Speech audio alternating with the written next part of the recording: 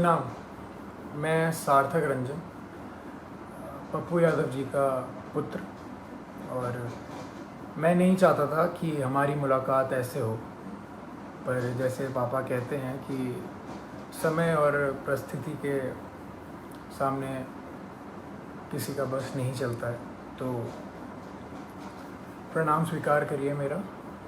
और मैं कल जो हुआ उसके बारे में बात करना चाह रहा हूँ।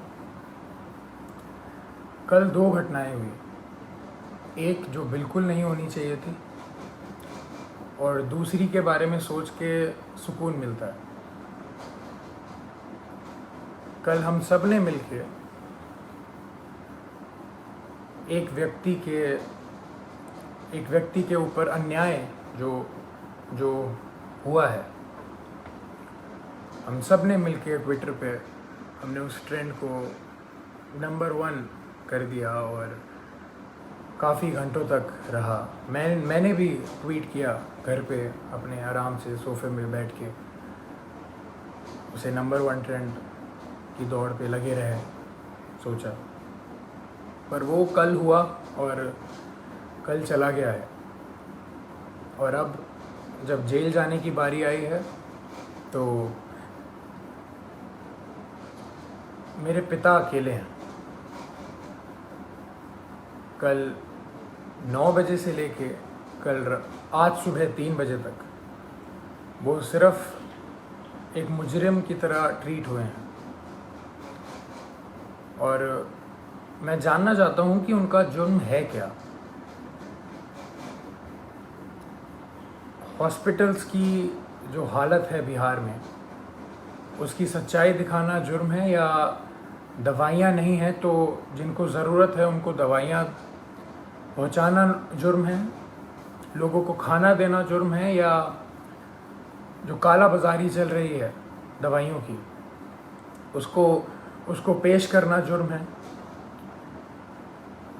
सबसे बड़ा जुर्म मेरे को ये लग रहा है कि एक नेता के घर पे जो छापा मार के उन्होंने आप लोगों के लिए जो एम्बुलेंसेस यूज़ होनी थी वो बस घर पे पड़ी हुई थी, और वो बस ये चाह रहे थे कि वो सारी एम्बुलेंस यूज़ हों आप लोगों के लिए।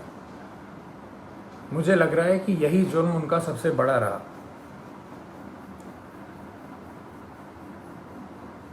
अपना परिवार छोड़ के उन्होंने बिहार के हर एक परिवार के लिए काम करना सही समझा।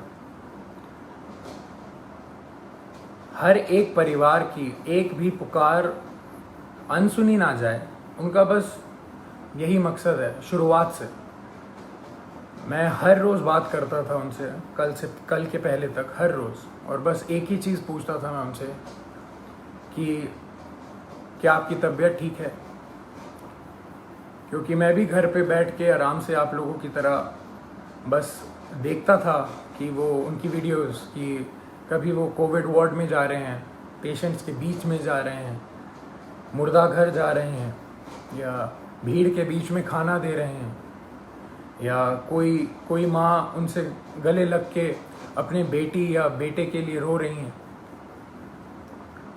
तो मुझे भी यही लगता था, या तो कभी किसी मुर्दा के साइड में खड़े हैं मुर्दा घर जाके, तो वो देख के मेरे को बस यही लगता था कि दूसरी बॉडी मेरे पिता की भी हो सकती है इस महामारी के कारण। और हमेशा जब भी मैं उनसे पूछता था कि पापा मास्क पहन रहे हैं या सैनिटाइज कर रहे हैं या कुछ ध्यान रख रहे हैं, तो वो कहते थे कि मुझे कुछ नहीं हो सकता, क्योंकि मेरे साथ पूरा बिहार है, उनका स्नेह है, उनकी दुआ है। और वो आज अकेले बीरपुर में पूरी रात नहीं सोए हैं और अकेले हैं, और जहां उन्हें रखा गया है वो बिल्डिंग किसी भी वक्त टूटने के दम पे है। और जब ऐसा व्यक्ति इतना काम करके, इतनी सच्चाई से काम करके अकेला पड़ जाए, तो बुरा लगने वाली बात है ये कि उन्होंने हर एक घर के लिए अपना घर छोड़ा है, अपने घर की जिम्मेदारियां छोड़ के आप सबके बीच रहने का संकल्प लिया, आप सबके लिए जीने के लिए संकल्प लिया।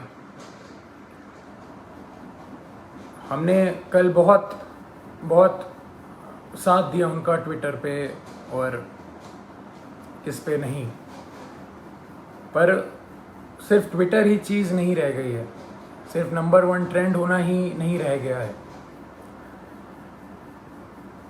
जब ऐसा व्यक्ति अकेला पड़ जाए जो रात दिन सेवा करे लोगों की और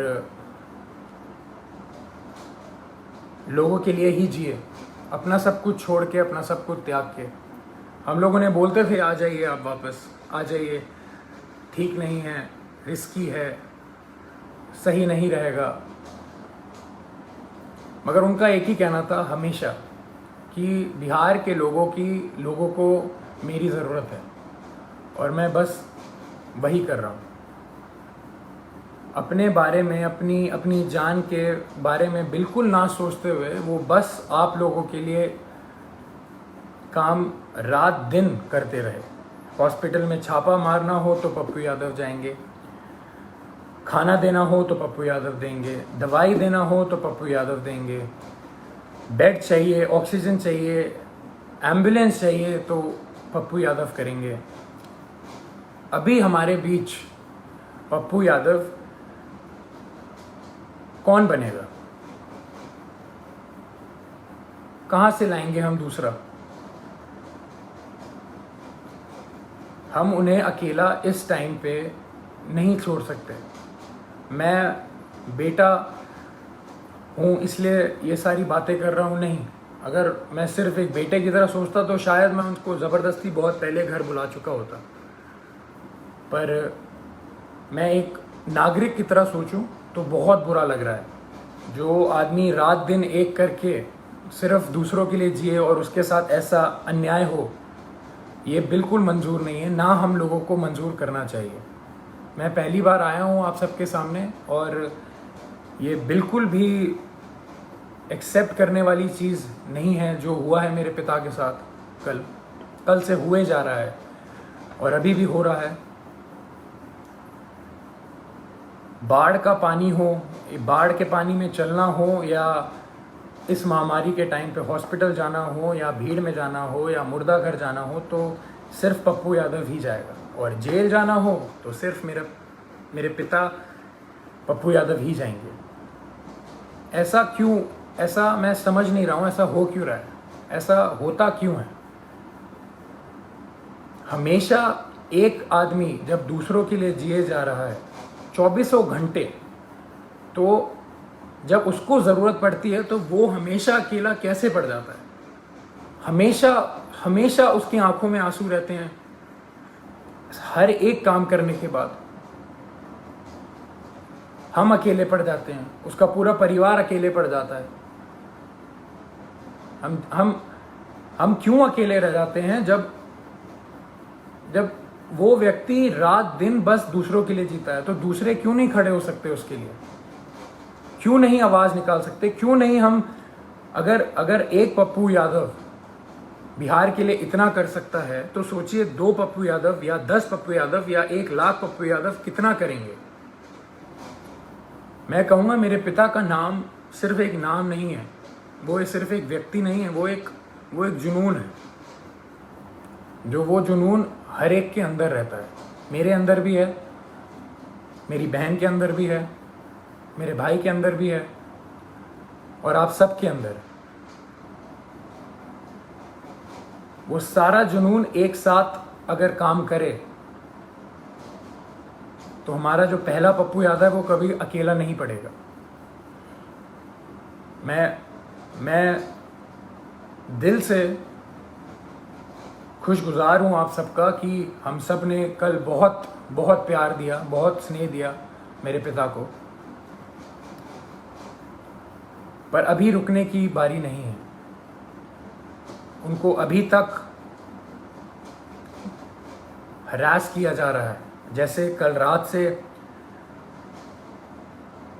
वो सोए नहीं हैं, खाए नहीं हैं, उनको दवाइयाँ उनको दवाई खानी होती है, उनको शुगर है, उनका 1.25 महीने पहले ऑपरेशन हुआ है, राइट पैर की नसें उनकी वीक हैं तो खून सर्कुलेशन नहीं होता है उनके राइट पैर में अच्छे से।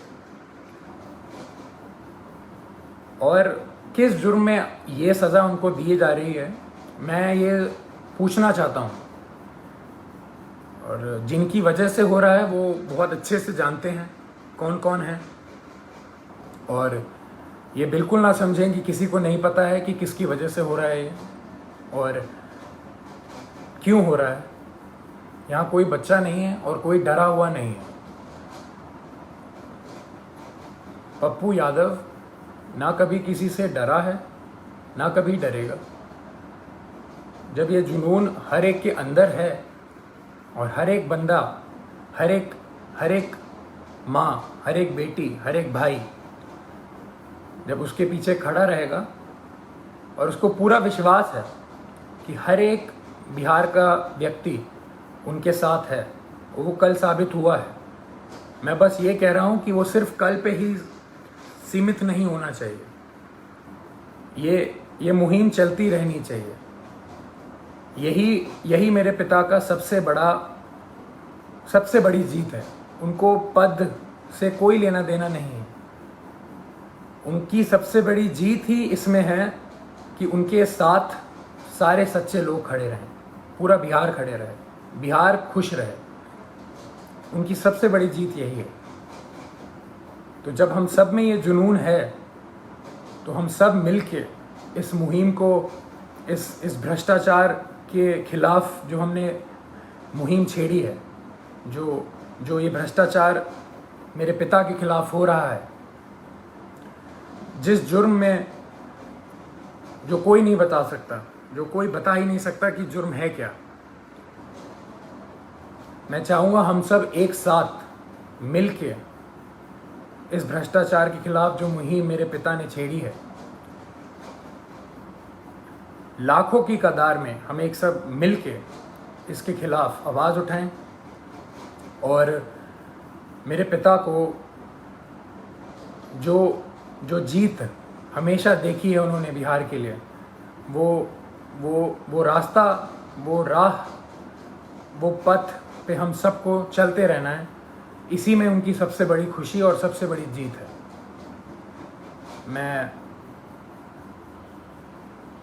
मैं बहुत खुश नसीब महसूस करता हूँ कि मैं अभी यहाँ बैठ के आपके सामने ये सब बोल पा रहा हूँ। ये मेरे पिता का संघर्ष ही है जो इतना प्रेम उन्हें मिलता है, और उनके नाम की वजह से मैं यहाँ पे बैठा हूँ तो आप सबके बीच में मेरी आवाज़ जा पा रही है। उनके संघर्ष को हम सबको मिलके उसकी आग को उठा के ही रखना है, बुझने नहीं देना है। प्रणाम। अगर आपको हमारा वीडियो पसंद आया हो तो इसे लाइक करें, सब्सक्राइब करें और साथ ही बेल आइकन दबाना ना भूलें।